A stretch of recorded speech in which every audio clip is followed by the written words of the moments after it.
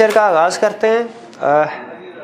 Previous lecture में से कोई क्वेश्चन पूछना चाहते हो तो पूछ लीजिए। एक मैंने असाइनमेंट आपको दी थी, उस असाइनमेंट के अलावा उस असाइनमेंट में क्वेश्चन ना पूछिए, उसके अलावा अगर कोई क्वेश्चन है तो पूछिए वन बाय वन। जी मेरे, क्या हर इन्वेस्टमेंट की डेप्रिसिएशन होती है? इसका जवाब है जी, हर इन्वेस्टमेंट की डेप्रिसिएशन होती है। ठीक है, कैपिटल स्टॉक होता है, क्योंकि जो बेसिकली इन्वेस्टमेंट वो चीज़ें हैं जो कि इंसान बनाते हैं दूसरी चीज़ों को प्रोड्यूस करने के लिए। ठीक है, तो इंसान की बनाई हुई कोई भी चीज़ है उसने डेप्रिशिएट होना। जी हाँ, इन्वेंट्री डेप्रिसिएशन नहीं होती, इन्वेंट्री के ऊपर डेप्रिसिएशन नहीं होती, लेकिन नॉर्मली जो हम इन्वेस्टमेंट या कैपिटल गुड्स में क्लासीफाई करते हैं जिन चीज़ों को, जो फॉर एग्जांपल रेजिडेंशियल जो ये हमारी बिल्डिंग है या मशीनरी है, हाँ जी, ज़्यादातर उन पे डेप्रिसिएशन चार्ज होते हैं। हाँ, इन्वेस्टमेंट पे नहीं होते, आपको ये इन्वेंट्री पे नहीं होती। और आपको याद है इंक्रीज इन इन्वेंट्री का ट्रीटमेंट क्या होता है? इन्वेस्टमेंट में ऐड होती है। और डिक्रीज इन इन्वेंट्री का ट्रीटमेंट क्या है? इन्वेस्टमेंट में से लेस हो गया। ठीक जी, और कोई क्वेश्चन?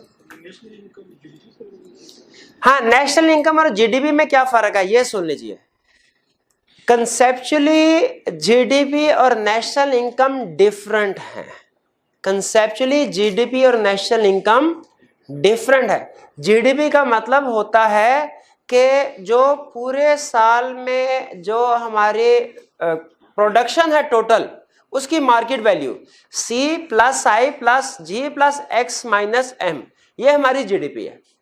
लेकिन जो नेशनल इनकम है वो डिफरेंट कंसेप्ट है। ठीक है, आपको पता है नेशनल इनकम जो है वो जीडीपी के बाद फर्दर हम उसमें कुछ एडिशन डिलीशन करते हैं, उसके बाद एंड पे जो लास्ट हमारे पास फिगर आती है वो है national income at factor cost. तो नेशनल इनकम का कंसेप्ट डिफरेंट है, जीडीपी का कंसेप्ट डिफरेंट है, लेकिन कैलकुलेशंस में वैसे बोलचाल में हम जीडीपी या नेशनल इनकम को एक ही कंसिडर करते हैं। अगर आपसे कहें नेशनल इनकम को डिफाइन कर दो तो डेफिनेशन वही होगी जो जीडीपी की है। ठीक है, आगे चल के हम कंसेप्ट पढ़ेंगे। वो कहता है कि जी जीडीपी को कैलकुलेट करने में किन चीज़ों की एहतियात करने की ज़रूरत है, और नेशनल इनकम को कैलकुलेट करते हुए किन चीज़ों को एहतियात करने की ज़रूरत है, वो सेम क्वेश्चन है। ठीक है, कैलकुलेशन करते हुए जीडीपी और नेशनल इनकम में फ़र्क है, दोनों डिफरेंट कैलकुलेशंस हैं, डिफरेंट मेजर्स हैं। लेकिन जब थ्योरेटिकल क्वेश्चन पूछे थ्योरेटिकल, तो उसमें जीडीपी और नेशनल इनकम का मतलब एक ही है। जी, क्लियर होगी ये बात? और की क्वेश्चन? सर, ये कैपिटल कंजम्पशन और value of physical decrease in stock क्या फर्क है? कैपिटल कंजम्पशन और value of physical decrease in stock में क्या फर्क है? देखें, कैपिटल कंजम्पशन का मतलब है डेप्रिसिएशन। ठीक है, कैपिटल कंजम्पशन का मतलब क्या है? आप अकाउंटिंग में पढ़ते होंगे फिक्स एसेट्स और करंट एसेट। ठीक है, अब देखिए मुझे बताइए डेप्रिसिएशन किस पे रिकॉर्ड होती है? करंट एसेट पे तो नहीं होती, इन्वेंट्री करंट एसेट है। हम इन्वेस्टमेंट में, इकोनॉमिक्स में जो इन्वेस्टमेंट की कैटेगरी है उसमें हमारे फिक्स एसेट्स भी हैं, इन्वेंट्री भी है, लेकिन जो डेप्रिसिएशन होगी वो सिर्फ फिक्स एसेट पे होगी। तो आपने डिफरेंस पूछा है डेप्रिसिएशन या कैपिटल कंजम्पशन का और फिजिकल डिक्रीज इन वैल्यू का, तो पहला कंसेप्चुअल फर्क तो ये है कि physical decrease in inventory value जो है वो इन्वेंट्री करंट एसेट है, और कैपिटल कंजम्पशन जो है वो हमारे फिक्स एसेट के ऊपर है, अकाउंटिंग की लैंग्वेज में अगर बात करें। दूसरा फर्क क्या है कि जो कैपिटल कंजम्पशन है वो हमारी जीडीपी की कैलकुलेशन के बाद आती है, नीचे लेस करते हैं हम उसको ग्रॉस से नेट पे कन्वर्ट होने के लिए। कैपिटल कंजम्पशन किस लिए यूज करते हैं? ग्रॉस से नेट पे कन्वर्ट होने के लिए। और जो physical decrease in value of inventory है ये ऊपर इन्वेस्टमेंट में से ही लेस हो जाता है। इन्वेस्टमेंट की हेडिंग देते हैं ना, ये इन्वेस्टमेंट की हेडिंग हमने दी, ये ग्रॉस प्राइवेट इन्वेस्टमेंट। अगर क्वेश्चन में उसने हमें कैपिटल फॉर्मेशन यानी इन्वेस्टमेंट भी बताया हुआ है, क्वेश्चन में उसने इंक्रीज या डिक्रीज इन वैल्यू भी बताई हुई है, तो फिर हम क्या करते हैं, यहाँ पे दोनों को लिख देते हैं। हमारा इन्वेस्टमेंट कितनी है प्लस अगर वैल्यू जो है वो इंक्रीज हुई है उसको ऐड कर देंगे, डिक्रीज की है उसको लेस कर देंगे, वो यहाँ पे फिर हमारी नेट फिगर आ जाएगी। क्लियर हो गया जी? और कोई क्वेश्चन?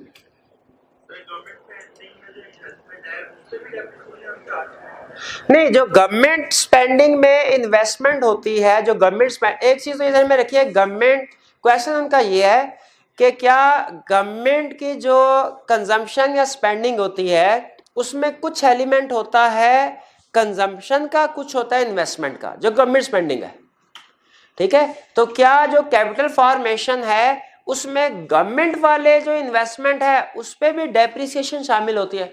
अब जाहिर है अगर गवर्नमेंट ने हॉस्पिटल बनाए हैं, गवर्नमेंट ने जो बिल्डिंग्स बनाई है वो भी डेप्रिसिएट तो होंगी, तो जो नीचे हम डेप्रिसिएशन लेस करते हैं, कैपिटल कंजम्पशन लेस करते हैं, उसमें गवर्नमेंट वाला पोर्शन भी शामिल होगा,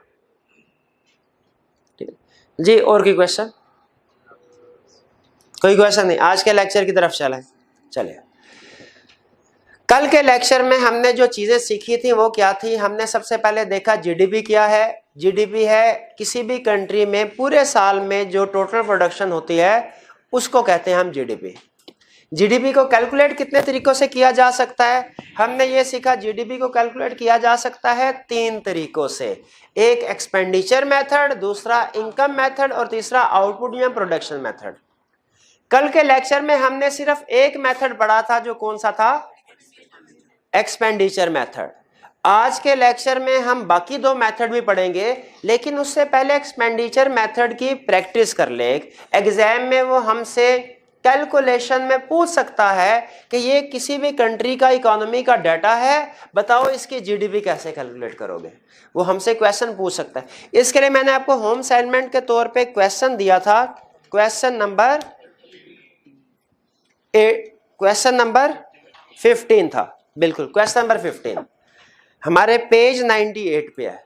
तो कुछ स्टूडेंट्स ने अटेम्प्ट कर लिया है और कुछ स्टूडेंट्स ने अटेम्प्ट नहीं कर सके, प्रॉब्लम आई उनको, तो मैं यहाँ पे सॉल्व करवा रहा हूँ इस क्वेश्चन को। आप मैच करते जाइए अपने सोल्यूशन को, जहाँ पे प्रॉब्लम उसको नोट कर लें, अगर अपनी गलती समझ आ जाए तो अच्छी बात है, ना समझ आए तो एंड में मेरे से पूछ लीजिएगा। पहली चीज देखें, आप इनकम स्टेटमेंट बैलेंस शीट बनाते हैं अकाउंटिंग में, क्या उसमें एक फॉर्मेट फॉलो करते हैं? क्या आपको कोई फॉर्मेट सिखाया जाता है? पहली चीज, उसी तरह जब इकोनॉमिक्स में आपने जीडीपी कैलकुलेट करनी है, इसका भी एक फॉर्मेट है, इसको आपने फॉलो करना है, ठीक है। जिस तरह आप अकाउंटिंग में कॉलम बनाते हैं अमाउंट्स के लिए और उसके ऊपर लिखते हैं अमाउंट, याद रखें उसी तरह इकोनॉमिक्स में भी आपने कॉलम बनाना है और उसके ऊपर लिखना है अमाउंट इन रुपीस। और अगर आपको याद हो तो जब इनकम स्टेटमेंट या बैलेंस शीट या प्रॉफिट एंड लॉस अकाउंट जो भी आप बना रहे हैं तो बनाते हैं तो उसके ऊपर नाम लिखते हैं बिजनेस का। हम भी यहां पे लिखेंगे कंट्री ए, फिर क्या लिखेंगे? अकाउंटिंग में क्या लिखते हैं? स्टेटमेंट ऑफ कॉम्प्रिहेंसिव इनकम जो भी है, तो यहां पे भी हम लिखेंगे कैलकुलेशन ऑफ जीडीपी, आगे ब्रैकेट में लिख देंगे एक्सपेंडिचर मेथड। देखिए क्वेश्चन को अटेम्प्ट करने का एक असूल है, सिर्फ कैलकुलेशन नहीं वो देख रहा होता, वो आपका मेथड मैकेनिज्म भी देख रहा होता है। और फिर उसके बाद फॉर द ईयर एंडेड, जो भी उसने क्वेश्चन में दिया होगा 2019, ये लीजिए 2019, ये आपने 1, 2, 3 चीजें आपके हर जीडीपी के क्वेश्चन में शो होनी चाहिए, वरना आपके मार्क्स हम डिडक्ट कर लेंगे। इसमें कोई ज्यादा प्रॉब्लम तो नहीं है ना? जो उसने इंफॉर्मेशन दी है लिख दे, जो इंफॉर्मेशन नहीं दी ब्लैंक छोड़ दे।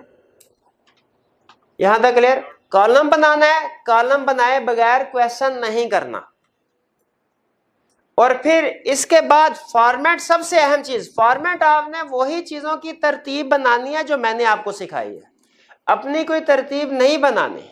ये फॉर्मेट शुरू में थोड़ा लगता है कि लेंथी है, लेकिन इसमें से हर क्वेश्चन इंशाल्लाह सॉल्व हो जाएगा, ठीक है। तो एक दफा आपने इसको याद कर लिया, उसके बाद सारी उम्र इसका फायदा ही है। स्टार्ट करें।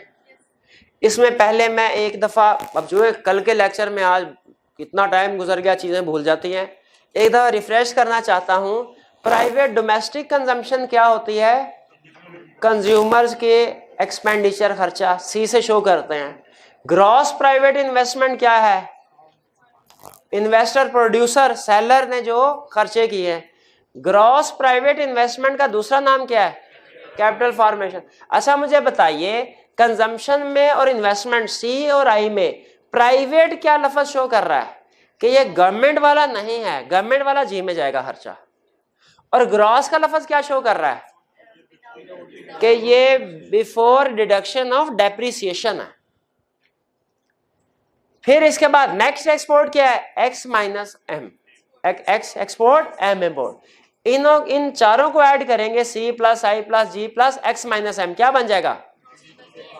GDP at market price. GDP at market price. GDP at market price का मतलब क्या होता है कि अभी इसमें से इनडायरेक्ट टैक्सेस डिडक्ट, अगर जीडीपी एट मार्केट प्राइस से नेट इनडायरेक्ट टैक्सेस लेस कर दे तो जीडीपी एट फैक्टर कॉस्ट आ जाएगी। कल डिस्कस किया था, जीडीपी एट फैक्टर कॉस्ट आ जाएगी।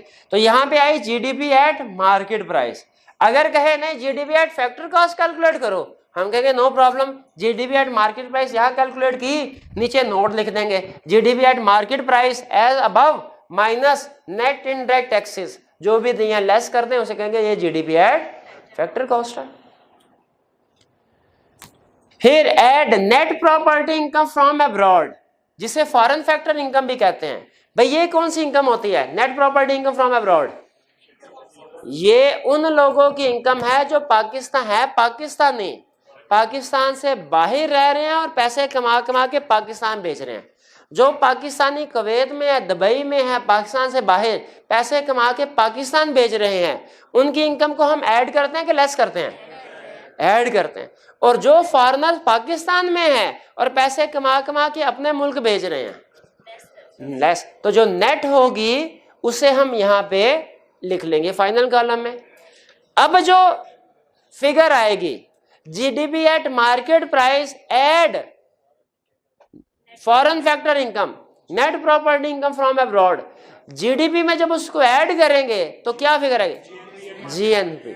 भाई अगर आपसे पूछा जाए जीडीपी यानी ग्रॉस डोमेस्टिक प्रोडक्ट और जीएनपी यानी ग्रॉस नेशनल प्रोडक्ट में क्या फर्क है, हम कहेंगे जीडीपी है पाकिस्तान की और जीएनपी है पाकिस्तानियों की। ठीक है, इसमें वो फॉरेनर वगैरह की एडजस्टमेंट हम कर देते हैं। फिर इसके बाद जीएनपी एट मार्केट प्राइस, अब जाहिर है ऊपर से मार्केट प्राइस आ रही है, नीचे भी मार्केट प्राइस ही आएगी। Next capital consumption. Capital consumption किसको कहते हैं? डेप्रिसिएशन को लेस कर देंगे। तो हमारे पास जीएनपी एट मार्केट प्राइस थी, डेप्रिसिएशन लेस कर दी, क्या आ जाएगा? NNP, net national product at market price. Net national product को national income at market price भी कहते हैं। और इसमें से अगर नेट इनडायरेक्ट टैक्सेस को लेस कर दें फिर क्या आएगा? Net national product at factor cost या national income at factor cost. जी ये क्लियर है सारे? कोई प्रॉब्लम? चलिए अब इसको क्वेश्चन को सॉल्व करना शुरू करें। क्वेश्चन 15 कह रहा है following data relates to the economy of a country over a year period. नीचे रुपीज इन मिलियन है, फिगर उसने कुछ दी हुई है, रिक्वायरमेंट में है you are required to compute the following showing necessary workings. आपने ये चीजें कैलकुलेट करनी है, वर्किंग को शो करवानी है। वर्किंग को लहदा से शो करवाने की जरूरत नहीं, इसमें सारा कुछ वर्किंग है। हाँ अगर लहदा से जरूरत पड़ी तो हम साइड में कहीं पे उसको वर्किंग शो करवा देंगे। जैसे अगर वो हमसे जीडीपी एट मार्केट प्राइस के फौरन बाद पूछ लेता है जीडीपी एट फैक्टर कॉस्ट, तो जीडीपी एट फैक्टर कॉस्ट हमारे फॉर्मेट में कहीं भी नहीं है, ये हमें उसे अलग वर्किंग से शो करवानी पड़ेगी। अगर तो वो कोई ऐसी चीज पूछता है जो हमारे फॉर्मेट में है, उसकी अलग से वर्किंग शो करवाने की जरूरत नहीं। अगर कोई ऐसी चीज पूछता है जो हमारे फॉर्मेट में नहीं है, उसकी अलग से वर्किंग शो करवाएंगे। ये बात समझ आ गई आपको? चलिए रिक्वायरमेंट में कह रहा है you are required to compute the following showing necessary workings GDP at market price and at factor cost. GDP समझ आ रही है किसको कह रहा है? At market price and factor cost भी क्लियर है, फिर GNP at market price and at factor cost, फिर national income at factor cost, 3 चीजें हैं। मेथड नहीं बताया, कौन सा मेथड लगेगा? Expenditure method. स्टार्ट करें जी करके। चलिए, सबसे पहली चीज, आपने जब क्वेश्चन को सॉल्व करना है फॉर्मेट की तरतीब से नहीं चलना, क्वेश्चन की तरतीब से चलना। क्वेश्चन में से 1 बाय 1 फिगर उठाएं, फॉर्मेट में ऐड करें। क्वेश्चन में 1 बाय 1 फिगर उठाएं, फॉर्मेट में ऐड करें। पहली चीज क्या सिखाई आपको? सबसे पहले फॉर्मेट बनाना है, फिर फॉर्मेट की तरतीब से फिगर नहीं उठानी क्वेश्चन में, बल्कि क्वेश्चन की तरतीब से फिगर उठा के फॉर्मेट में डालनी है। इसको हम कहा करते हैं pick and drop, pick and drop, pick and drop. ये असल में क्वेश्चन कुछ भी नहीं है, काउंटिंग में आप 1000 गुना मुश्किल सवाल करते हैं। ये तो सिर्फ सिंपल समझे ट्रायल बैलेंस है बगैर किसी एडजस्टमेंट के, पिक एंड ड्रॉप करना है, कहानी खत्म। ये क्या है? पिक एंड ड्रॉप गेम है, सिर्फ ट्रायल बैलेंस बगैर किसी एडजस्टमेंट के, फिगर ऐड करो। बस एक चीज का ध्यान रखना है, क्या? उठा फेंक नहीं सही जगह पे फिगर, इधर उधर जो है अगर मिस क्लासिफिकेशन हो गई क्वेश्चन गलत हो सकता है। सबसे पहला कैपिटल कंजम्पशन 2625। भाई किधर है कैपिटल कंजम्पशन? ये कैपिटल कंजम्पशन किधर है? ये कैपिटल कंजम्पशन, ठीक है। इसको हमने लेस करना है कैपिटल कंजम्पशन को, ठीक है। कैपिटल कंजम्पशन को हम लेस करेंगे तो क्या अमाउंट है? 2625। 2625 लेस हो रही है, पक्की बात है। ये ले लेस। बताइए क्या मैंने उसे सही ड्रॉप किया है? पक्की बात, कोई इतराज तो नहीं है आपको? मेहरबानी आपकी मेरे भाई। दूसरा सब्सिडीज। इस सब्सिडीज क्या है? इंडायरेक्ट टैक्स किधर होते हैं भला? हाँ ये नीचे। अच्छा, इंडायरेक्ट टैक्स है सब्सिडी, लेकिन इसमें तो सब्सिडी है और इंडायरेक्ट टैक्सेस भी हैं। सब्सिडीज दे दी, इंडायरेक्ट टैक्स नहीं है। सब्सिडीज मैं यहां पे लिख देता हूं -450। सब्सिडी मैं यहां लिख देता हूं -450। अब इंडायरेक्ट टैक्सेस भी तो लेस करने हैं, तो मैं अभी यहां से ढूंढ के इंडायरेक्ट टैक्स यहां पे लिख दूं कि तरतीब से चलूं, एक ही तरतीब से, और जब होगा तो आ जाएगा खुद ही। तरतीब से चलते हैं, हो जाएगा तो खुद ही आ जाएगा, वरना रिस्क होता है कि कोई फिगर मिस हो सकती है। तो हमने जल्दी दिल कर रहा था यार फटाफट दूसरी फिगर पे ढूंढ के फिट करके इसको तो फाइनल करो। नहीं भाई, तरतीब से चलना हमने। इसके बाद एक्सपोर्ट 9675। किधर एक्सपोर्ट हमारी? ये, ठीक है। अब ये चूंकि 2 फिगर्स नेट हो रही हैं, तो मैं भी इसी तरह यहां पे भी लिख सकते हैं आप कि एक्सपोर्ट माइनस इंपोर्ट। एक्सपोर्ट कितनी है? 9675। ऊपर नीचे लिख दे नेट करने या स्टेटमेंट फॉर्म में लिख दे, आपकी मर्जी है। मैं यहां पे स्टेटमेंट फॉर्म 9675 माइनस इंपोर्ट है, अभी ढूंढ के लिख दूं? नहीं, तरतीब से चलना है। हाँ, नीचे ना भी दिया हो तो हम तरतीब से चलते हैं। नेक्स्ट इंपोर्ट कितनी? 9360। अब नेट करके इसे फाइनल कॉलम में ले जाए। अब नेट करके कितनी फिगर आई? 315। जी यहां तक बताइए कोई प्रॉब्लम? किसी स्टूडेंट को कोई प्रॉब्लम है साथ साथ क्लियर करते जाए जी। इंपोर्ट ब्रैकेट में है, कहां पे है ब्रैकेट? ब्रैकेट में क्यों नहीं है भाई? मुझे नहीं नजर आ रही ब्रैकेट में। 9360 है। आगे चलते हैं। हमें उससे क्या लेना देना? हमारा फॉर्मेट है, हमने ये डिसाइड करना है कि ये ऐड होगी कि लेस होगी। हमने क्या डिसाइड करना है? ऐड होगी कि लेस होगी। नेक्स्ट कंज्यूमर एक्सपेंडिचर, ये क्या है? सी 27,600। 27,600। जी बताइए कोई प्रॉब्लम? भाई क्लियर समझ आ रहा है ना? सी को किधर फिट किया? असल चीज थी फॉर्मेट, जिसने फॉर्मेट याद कर लिया वो चुटकियों की मार है ये क्वेश्चन। इसके बाद टैक्सेस ऑन एक्सपेंडिचर, भाई ये क्या होता है taxes on expenditure? Indirect tax होता है कि डायरेक्ट होते हैं? भाई पक्की बात है इनडायरेक्ट टैक्सेस होते हैं, बिल्कुल। Tax on expenditure 4140। अब ये देखें नीचे हमने लिखा था इनडायरेक्ट टैक्स 4140, तो इनडायरेक्ट टैक्स माइनस सब्सिडी कितना हुआ? अब कैलकुलेट करें 3690। फाइनल कॉलम में कितना आएगा? 3690। ऐड होगा लेस होगा? लेस होगा, क्योंकि ये फाइनल फिगर लेस हो रही है 3690। नहीं भाई फॉर्मेट में नहीं पढ़ा था लेस हो रही है 3690। इधर मैं लिख रहा हूं 3690। हाँ लेस होगा, शाबाश, ये लेस होगा। भाई क्लियर हो गया यहां तक? आगे चलते हैं। Net property income from abroad, ये क्या है? डायरेक्ट ही दे दिया उसने, वरना हमें लहदा देता तो हम उसको भी नेट करके आगे जैसे नीचे किया ये इनडायरेक्ट टैक्सेस के साथ इकट्ठा दे दिया, बहुत अच्छा किया। 3315 ऐड होगा लेस होगा? ऐड होगा। इसके बाद क्या है? Physical decrease in stock 30। ये डिक्रीज इन स्टॉक क्या होता है?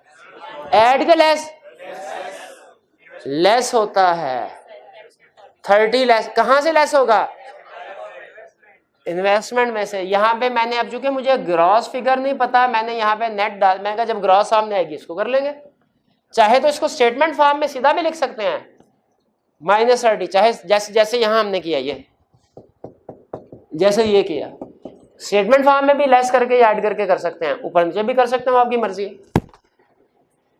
Gross domestic fixed capital formation, ये क्या चीज है?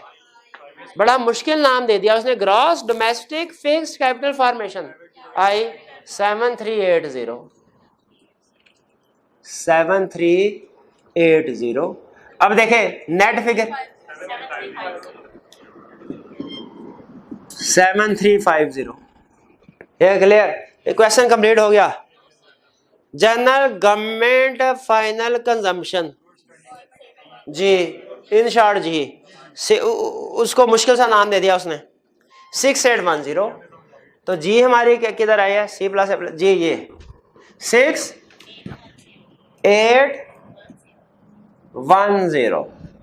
जी फिगर्स कंप्लीट हो गई, क्वेश्चन ये हो गया क्वेश्चन। अब हमने क्या करना? अब जरा कैलकुलेट कीजिए। अभी आप में से हर एक का कैलकुलेटर देखेगा डिफरेंट आंसर देता। हाँ जी कैलकुलेट कर, सारे कैलकुलेट करें। जीडीपी, ये जीडीपी एट मार्केट प्राइस कितना आया? 42। इधर 36 आ रहा है, उधर 42 आ रहा है, देखा 42075। ये आ गया हमारा 42075। यहां तक क्लियर है? ये क्या फिगर आई? GDP at market price. अब मुझे बताइए इसमें ऐड करना है net property income from abroad, तो क्या जीएनपी नहीं, GNP at market price, GNP at market price. जी नहीं वो तो फैक्टर क्रॉस के लिए पहले अपना कॉलम तो फिल कर लेना, अपना कॉलम तो पहले, ये सारी चीजें तो जो उसने मांगी हुई है अगर रेडीमेड अवेलेबल है तो वो तो पहले उसको बता दे। GDP at market price clear है। इसके बाद हमने net property income from abroad add किया, क्या आंसर आया? 42। ये क्या है? GNP at market price. इसमें से लेस किया कैपिटल कंजम्पशन को 39। तो मुझे बताइए ये फिगर क्या आई? NNP at market price. ये थे जीएनपी एट मार्केट प्राइस। ये क्या है? NNP at market price. अब इसमें इनडायरेक्ट टैक्सेस को लेस कर दिया, नेट इनडायरेक्ट टैक्स 36075। और ये क्या हुआ? National income at factor cost. भाई यहां कैलकुलेशन में कोई प्रॉब्लम? अब आते हैं उसके रिक्वायरमेंट की तरफ। पहली रिक्वायरमेंट कह रहा है GDP at market price and at factor cost. हम साइड पे क्या लिखेंगे? अब देखिए जीडीपी एट मार्केट प्राइस तो ये है ना, हम यहां पे, अब ये जगह थोड़ी कम है, हाँ ये थोड़ा सा तो बस ये क्वेश्चन सॉल्व करने के लिए ये मैं रेज कर रहा हूं।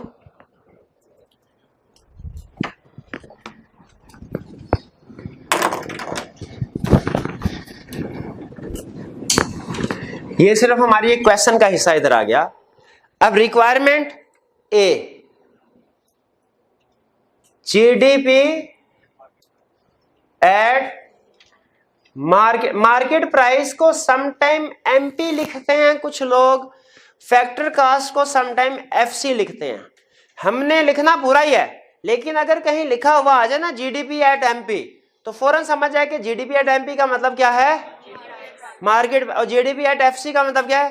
Factor cost. GDP at market price कितने हैं? 42075। यहां पे लिख दे एज कैलकुलेटेड अबव, ठीक है, ये लिख दे, या यहां पे लिख दे ए और यहां पे लिख दे एज कैलकुलेटेड इन ए। ये क्लियर होगा? रेफरेंस दे दिया हमने उसको।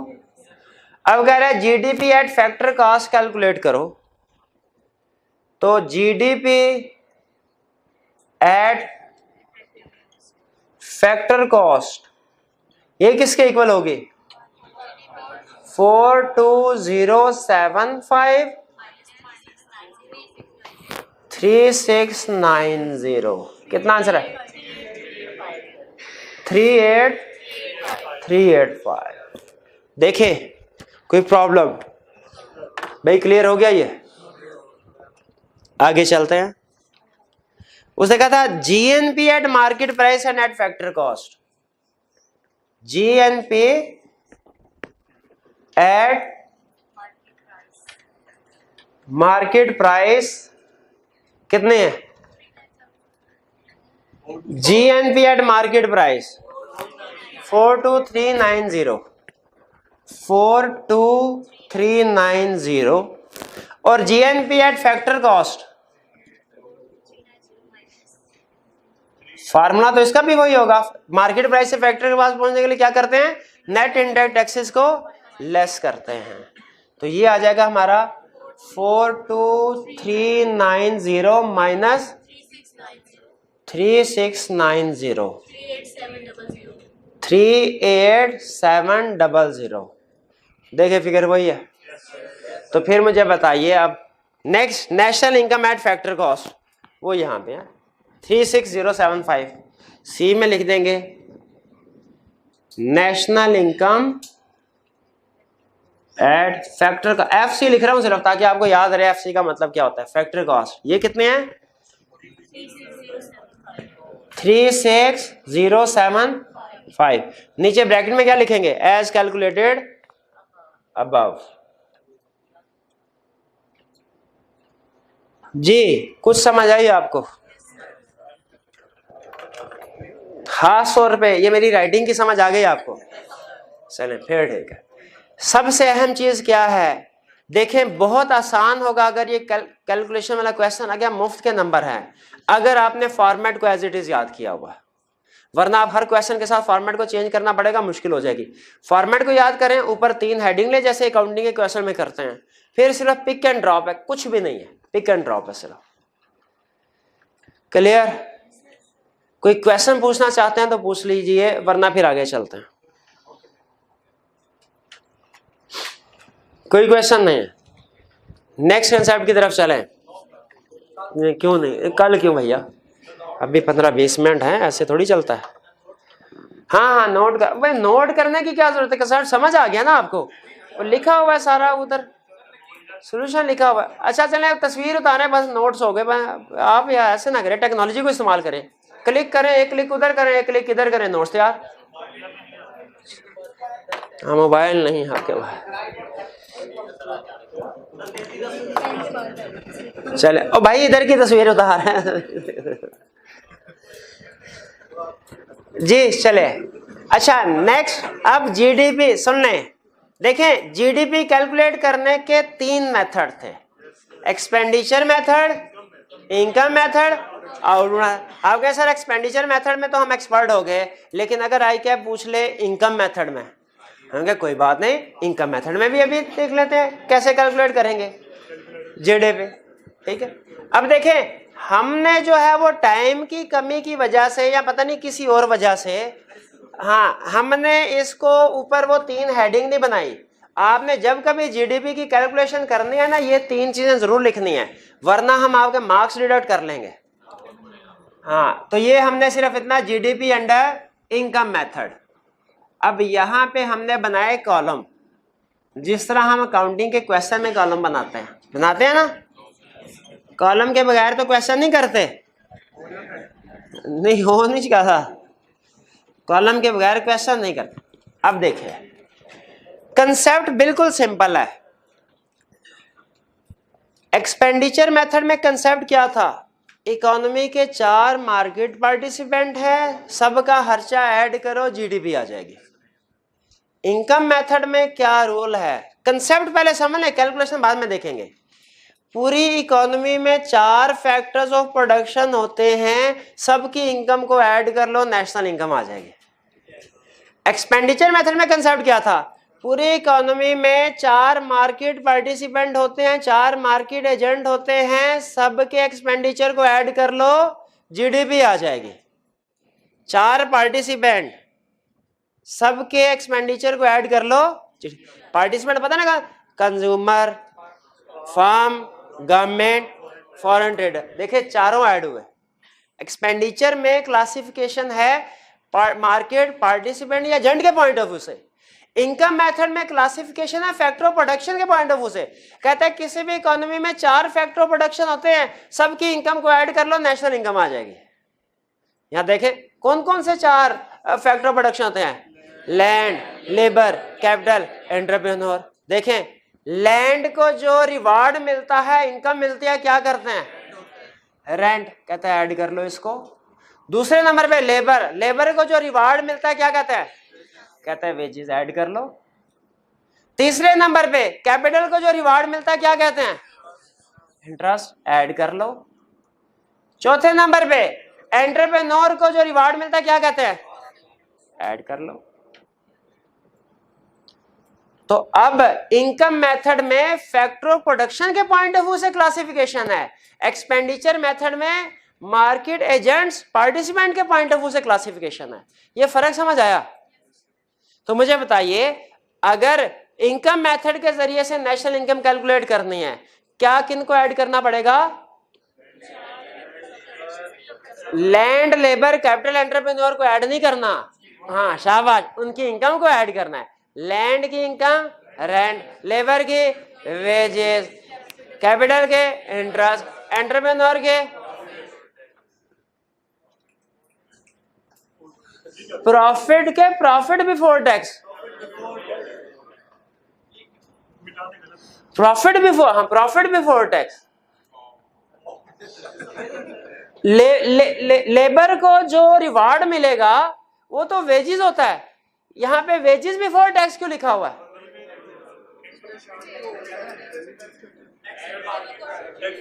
इसका हाँ टैक्स, हाँ टैक्स भी कटता है बिल्कुल।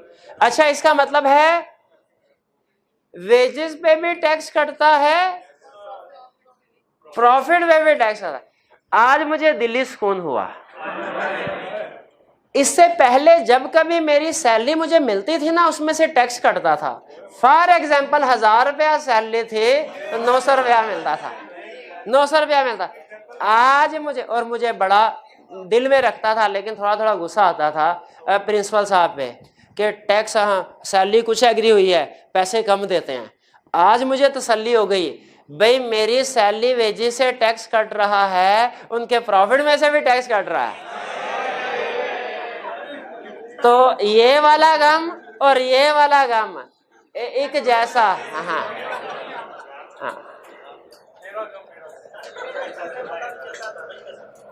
जी, नहीं क्या कहना क्या चाह रहे हैं आप?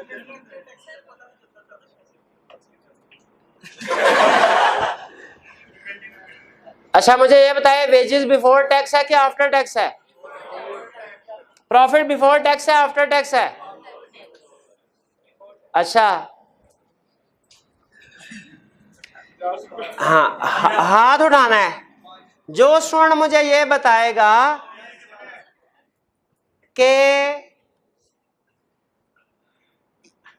बी क्वेश्चन के दो हिस्से हैं, part A, wages before tax में जो टैक्स है डायरेक्ट टैक्स है कि इनडायरेक्ट टैक्स है? ये आपने बता दिया, देखना मैं कहा था पहले हाथ उठाना। ना अच्छा फिर बताइए कि वेजेस बिफोर टैक्स जो है डायरेक्ट टैक्स है इनडायरेक्ट? और टैक्स है, टैक्स नहीं है, टैक्स है। मैं पूछ रहा हूं डायरेक्ट है कि इनडायरेक्ट है? ये डायरेक्ट है। Profit before tax direct tax है इनडायरेक्ट टैक्स है? ये भी डायरेक्ट है, ये भी डायरेक्ट है, ये भी इनकम पे है, ये भी इनकम पे है। इसका मतलब ये हुआ डायरेक्ट टैक्स। अब देखिएगा असूल बना रहा हूं मैं, डायरेक्ट टैक्स इनकम मेथड में तो आएगा, एक्सपेंडिचर मेथड में नहीं आएगा। इनडायरेक्ट टैक्स एक्सपेंडिचर मेथड में तो आएगा, इनकम मेथड में नहीं। आना भी नहीं चाहिए क्योंकि डेफिनेशन पड़ी है, इनडायरेक्ट टैक्स है tax on expenditure, direct tax है टैक्स ऑन इनकम। तो भाई टैक्स दो तरह के होते हैं, एक इनकम वाला, एक एक्सपेंडिचर वाला। इनकम वाला इनकम मेथड में आएगा, एक्सपेंडिचर वाला एक्सपेंडिचर मेथड में आएगा। मिक्स नहीं करना, मिक्स नहीं करना। डायरेक्ट टैक्स इधर आएगा, इनडायरेक्ट इधर आएगा। अच्छा फिर इनाम। अच्छा आपकी पूरी कोशिश है कि किसी को ना मिलना पाए, और मेरी कोशिश है किसी को मिल जाए। नहीं भैया ऐसे नहीं, इनाम इनाम इनाम ऐसे थोड़ी है, एफर्ट करनी पड़ती है। दो चीजें बता रहा हूं, दो चीजें आपने बताना है, दोनों सेम है कि डिफरेंट है? सेम है तो सेम क्यों है, डिफरेंट है तो डिफरेंट क्यों?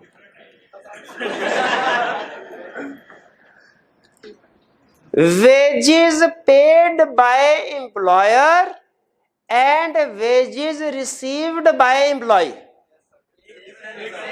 शाबाश भैया, पहले हाथ उठाइए जो आंसर देना चाहते हैं। 1 2 3 4 5 6 7 8। जी भैया आप बताइए। Wages paid by employer expenditure होगा, wages received by employee income होगी। मैंने कहा दोनों सेम। नहीं। और दूसरे नंबर पे कौन था जी? क्यों सेम कैसे है?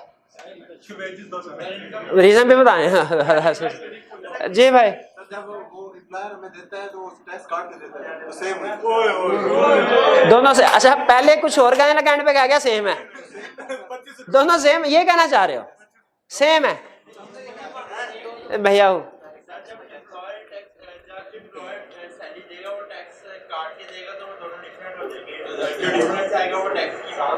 नहीं, जो वेजेस पेड बाय एम्प्लॉयर है, फर्ज कीजिए एक एम्प्लॉय की सैलरी है 1000 रुपए, 100 रुपया टैक्स डेट होके 900 रुपए रह जाती है।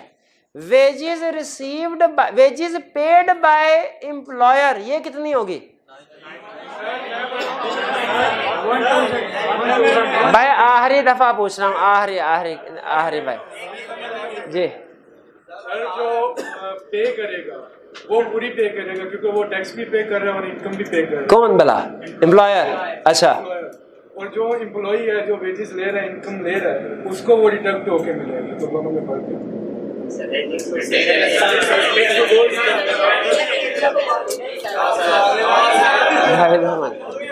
जी भाई बिल्कुल ठीक है। जो वेजेस पेड बाय एम्प्लॉयर होती है, देखें एम्प्लॉयर ने तो पूरी 1000 रुपया पे करना है ना, रिसीव क्या, मैं अगर एम्प्लॉयर हूं, मैंने पे करना है, मैं 1000 रुपया पे करूंगा। हाँ, एक हाथ से 900 रुपया एम्प्लॉय को, दूसरे हाथ से 100 रुपया FBR को। और जो एम्प्लॉय है वेजेस रिसीव्ड बाय एम्प्लॉय, वो 1000 कभी पूरी वेजेस से कभी नहीं मिलेगी, उसे डिडक्ट होके मिलेगी 900 रुपया। तो वेजेस पेड बाय एम्प्लॉयर और वेजेस रिसीव्ड बाय एम्प्लॉय में फर्क है। वेजेस रिसीव्ड बाय एम्प्लॉय हमेशा कम होगी। फर्क किस चीज का होगा? टैक्स का। आपने एग्जाम क्वेश्चन में आंखें खोल, दिमाग की बत्ती जला के देखना है ये वेजेस बिफोर टैक्स है कि आफ्टर टैक्स है। अगर लिखा हुआ वेजेस आफ्टर टैक्स तो इसमें टैक्स की अमाउंट ऐड करनी है। अगर लिखा हुआ वेजेस बिफोर टैक्स तो इसमें टैक्स की अमाउंट को कुछ नहीं करना, क्योंकि वेजेस बिफोर टैक्स ही आएगी ना, वेजेस बिफोर टैक्स ही आएगी। भाई समझ आई बात? वेजेस बिफोर टैक्स है, खास तौर पे बार बार कहना, वेजेस बिफोर टैक्स है, आफ्टर टैक्स नहीं। क्वेश्चन में अगर उसने कहा है वेजेस रिसीव्ड बाय एम्प्लॉय 10,000 और टैक्स ऑन वेजेस 1,000, यहां पे क्या आएगा? प्लस करके 11,000 आएगा। तो क्वेश्चन में ब्रेकअप भी दे सकता है, डायरेक्ट फिगर भी दे सकता है। यहां पे हमने वेजेस बिफोर टैक्स लिखने हैं। सिमिलर कंसेप्ट यहां पे है प्रॉफिट बिफोर टैक्स में। प्रॉफिट बिफोर टैक्स कभी क्या लिखेगा? प्रॉफिट आफ्टर टैक्स इतना है और कहेगा टैक्स ऑन प्रॉफिट ही है। तो हमने यहां पे क्या करना है? ऐड कर देना। एक मुश्किल एडजस्टमेंट अभी बता दूंगे ना कि जब क्वेश्चन आए, देखिए कंसेप्ट मुश्किल ना हो जाए। एक आदमी के पूरे महीने के खर्चे हैं 5,000, उसकी सेविंग है 2,000, उसकी इनकम बताइए। 60,000? अच्छा 7,000, हाँ बिल्कुल 7,000, ठीक है। खर्चा 5,000, सेविंग 2,000, टोटल 7,000 बनेगा। कंपनी का जो प्रॉफिट आता है उसका क्या करें? इतने अकाउंटिंग के एक्सपर्ट बैठे हुए हैं, बताइए कंपनी का जो प्रॉफिट आता है कंपनी उसका क्या करती है? 3 काम करती है। सबसे पहला काम क्या करती है? टैक्स। टैक्स। दूसरा काम क्या करती है? डिविडेंड। तीसरा काम क्या करती है? रीइन्वेस्ट, रिटेन्ड अर्निंग में या रिजर्व में। बताइए जब कंपनी का जो भी प्रॉफिट होता है कंपनी उसका क्या करती है? 3 काम करती है, टैक्स, डिविडेंड, रिटेन्ड अर्निंग। अगर क्वेश्चन में उसने प्रॉफिट नहीं दिया हुआ, टैक्स दिया, डिविडेंड दिया, रिटेन्ड अर्निंग दिया, तीनों को ऐड करके यहां लिखेंगे। अगर क्वेश्चन में उसने प्रॉफिट नहीं दिया, टैक्स दिया, डिविडेंड दिया, रिटेन्ड अर्निंग भी नहीं दिया, दोनों को ऐड करेंगे, तीसरे को 0 अज्यूम कर लेंगे। भाई बात समझ आ गई? तो अब कल ये आखिरी एडजस्टमेंट थी जहां आई कैप जिस लेवल तक पहुंच सकता है, सबसे मुश्किल एडजस्टमेंट थी। फिर सुन लें, वेजेस बिफोर टैक्स और प्रॉफिट भी ये बिफोर टैक्स की फिगर है। Some time as it is figure दे देगा, सम टाइम ब्रेकअप देगा। ब्रेकअप देगा तो हमने ऐड करके फिगर लिखने हैं। यहां तक क्लियर? ये था हमारा इनकम मेथड। अब सबसे आसान आउटपुट मेथड। 2 फिगर्स दी होती हैं, उनको लेस करना होता है। ओवरडोज कोई बात नहीं, छोड़ दी, यहीं पे खत्म कर देते हैं, कोई मसला नहीं। लेकिन मुझे बताइए, अब घर जाएंगे आप कहेंगे सर ने सही इकोनॉमिक्स नहीं पढ़ाई, तरीकाकार तो सारा बता दिया, प्रैक्टिस करने के लिए सवाल दिया ही नहीं। अच्छा मुझे बताइए, इनकम मेथड में जब चारों को ऐड करेंगे क्या फिगर आएगी? गलत। हाँ, national income at factor cost. National income at factor cost. इसका भी एंड कहां पे होता है? एट फैक्टर कॉस्ट पे। इसका भी एंड कहां पे होता है? असूली तौर पे चाहे एक्सपेंडिचर मेथड यूज करें चाहे इनकम मेथड यूज करें, नेशनल इनकम सेम आनी चाहिए कि डिफरेंट? सेम आनी चाहिए। तो अब कोई ऐसा क्वेश्चन ना हो जाए जिसमें एक्सपेंडिचर मेथड भी है, जिसमें इनकम मेथड भी है, और दोनों से आंसर भी सेम आएगा, ताकि पता चल जाए हमने कैलकुलेशन सही किया कि नहीं। हाँ, 16वां सवाल, शाबाश। ठीक है, क्वेश्चन नंबर 16, 3 मेथड पूछे हैं उसने, तीसरा मेथड मैं कल करवाऊंगा। आपने 2 मेथड से करना है। किस किस मेथड से वाला? अच्छा, आउटपुट मेथड आपको बता दूं, आउटपुट माइनस इनपुट, बस नेशनल इनकम कैलकुलेट हो गई। आउटपुट मेथड का फार्मूला क्या है? Output minus input, national income calculate हो गई। बहरहाल कल मैं आपको प्रैक्टिस करवा दूंगा। अभी आपको सिर्फ एक क्वेश्चन दे रहा हूं, कौन सा? 6। कल ज्यादा क्वेश्चन दूंगा। आई कैप के क्वेश्चन बैंक में बेहतरीन किस्म के 4-5 सवाल हैं, बहुत अच्छे, वो मजा आता है क्वेश्चन को करते हुए। हाँ, और खास तौर पे जब बैलेंस शीट टैली होती है तो जो खुशी होती है ना, तो नेशनल इनकम भी जब आप बराबर आती है तो बहुत खुशी होते हैं। लेकिन आज नहीं, वो इंशाल्लाह आपका दिल कर रहा होगा करने का प्रैक्टिस, नहीं, लेकिन आज नहीं, इंशाल्लाह कल करेंगे। आज के लिए सिर्फ एक ही क्वेश्चन दोनों करना है। फॉर्मेट जो है वो खास तौर पे